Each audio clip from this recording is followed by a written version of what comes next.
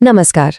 आज हम एक ऐसी दुनिया की गहराई में उतर रहे हैं जो हमारी आंखों से तो ओझल है पर हमारी जिंदगी पर राज करती है। ये दुनिया है सूक्ष्म जीवों की, माइक्रो ऑर्गेनिजम्स की। ये हमारे दोस्त भी हैं और दुश्मन भी। तो चलिए साथ मिलकर समझते हैं इन छोटे छोटे जीवों की इस दोहरी दुनिया को। जरा सोचिए, क्या हो अगर इस धरती की सबसे ताकतवर जिंदगी पूरी तरह से अदृश्य हो। सुनने में ये किसी साइंस फिक्शन फिल्म की कहानी लगती है ना? पर यह कोई कहानी नहीं बल्कि हकीकत है। और यही सवाल हमें जिंदगी के उस माइक्रोस्कोपिक यानी सूक्ष्म पैमाने पर ले जाता है जिसे हम आज समझने वाले हैं। तो चलिए शुरू करते हैं। सबसे पहले ये समझते हैं कि ये सूक्ष्म जीव या जिन्हें हम माइक्रोब्स कहते हैं आखिर हैं क्या। सीधे शब्दों में कहें तो ये वो जीव हैं जो इतने इतने छोटे होते हैं कि इन्हें बिना माइक्रोस्कोप के देखा ही नहीं जा सकता। मोटे तौर पर इन माइक्रोब्स को 4 बड़े ग्रुप्स में बांटा जाता है: बैक्टीरिया, फंगी यानी कवक, प्रोटोजोआ और एल्गी यानी शैवाल। लेकिन यहाँ एक और दिलचस्प चीज है, वायरस। वायरस भी माइक्रोस्कोपिक होते हैं, पर वो एक स्पेशल केस है। क्यों? क्योंकि वो जिंदा और बेजान चीजों के बीच की एक कड़ी जैसे हैं।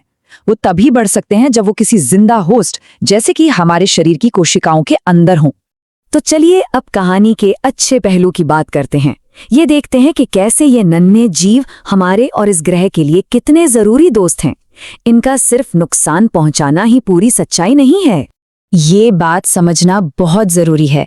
हमारे खाने से लेकर हमारी दवाइयों तक और हमारे पूरे पर्यावरण के लिए ये सूक्ष्म जीव बेहद जरूरी हैं।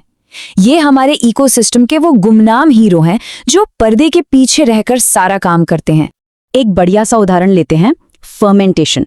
ये वो प्रोसेस है जिसमें यीस्ट जैसे माइक्रोब्स चीनी को अल्कोहल और कार्बन डाइऑक्साइड में बदल देते हैं। और जानते हैं इसका नतीजा क्या होता है?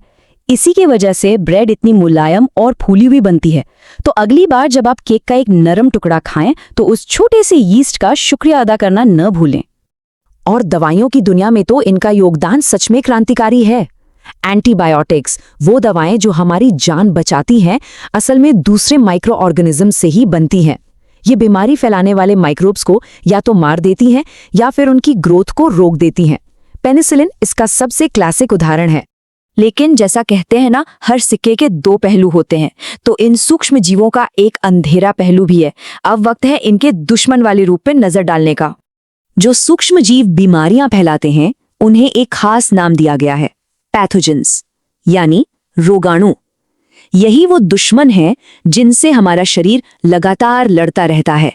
इस टेबल को देखिए, ये कितनी आसानी से समझाती है कि कैसे अलग अलग पैथोजेंस बीमारियां फैलाते हैं, जैसे टीबी हवा के जरिए, हैजा गंदे पानी या खाने से, और मलेरिया, हाँ मलेरिया मच्छर के काटने से होता है। लेकिन यहाँ एक बहुत ही दिलचस्प बात है, मच्छर खुद पैथोजन नहीं है, वो तो बस एक डिलीवरी बॉय की तरह काम करता है। और यहीं पर कैरियर्स यानी वाहक का कॉन्सेप्ट आता है। ये वो जानवर या कीड़े मकोड़े होते हैं जो पैथोजेंस को एक बीमार इंसान से एक सेहतमंद इंसान तक पहुंचाते हैं। मादा एनोफिलीज मच्छर मलेरिया फैलाने वाले प्रोटोजोआ के लिए एक परफेक्ट कैरियर है। जानते हैं सबसे खतरनाक बात क्या है? वो खुद बीमार नहीं होती, बस बीमारी फैलाती है। तो सवाल ये उठता है कि जब ये माइक्रोब्स इतने खतरनाक हो सकते हैं तो हम इनसे बचने के लिए क्या करते हैं? खासकर अपने खाने को इनसे कैसे बचाते हैं? चलिए फूड प्रिजर्वेशन के पीछे की साइंस को समझते हैं। और इसमें सबसे मशहूर तरीकों में से एक है पास्चराइजेशन। नाम तो सुना ही होगा। इसका नाम महान वैज्ञानिक लुई पास्चर के नाम पर रखा गया है। ये दूध को लगभग 70 डिग्री सेल्सियस पर थोड़ी देर गर्म करके और फिर फौरन ठंडा करके उसमें मौजूद हानिकारक माइक्रोब्स की ग्रोथ रोकने का एक लाजवाब तरीका है। इसका प्रोसेस बहुत ही सीधा और असरदार है। दूध को गर्म करो, कुछ सेकंड्स तक उसी तापमान पर रखो, फिर झट से ठंडा कर दो और स्टोर कर लो।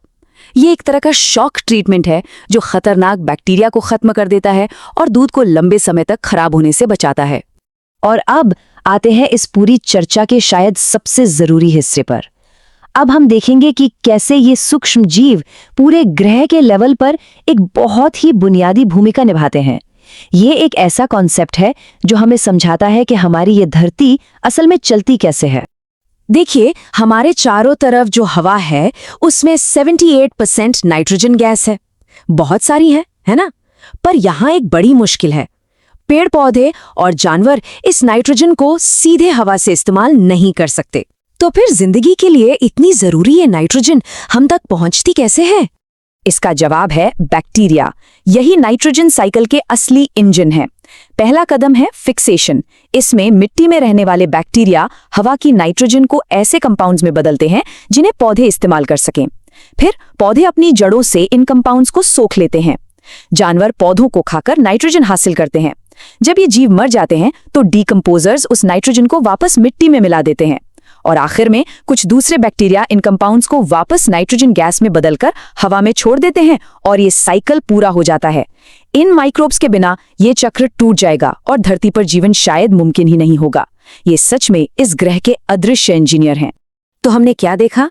सूक्ष्म जीव जिंदगी देते भी हैं और लेते भी हैं।